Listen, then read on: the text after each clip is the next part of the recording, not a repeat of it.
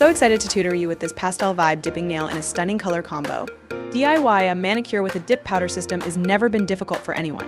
As long as you master the golden rules of color combo, you'll easily take your manicure to the next level even with no print or design. Bean paste green and prism pink are both bright and soft colors, and each of them is versatile to any other color.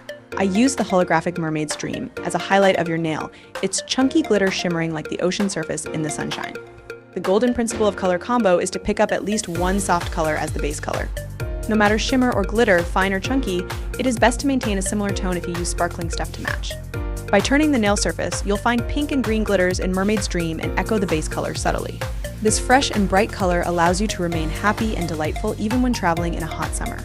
No fancy skills are needed, and no expensive device is required, just a wooden stick used to adjust the position of the chunky glitters to be more naturally distributed on your nail surface. Of course, clear powder is the secret to keeping your glitter nails from being dull while buffing and filing. Let's dive in to start your money-saving journey.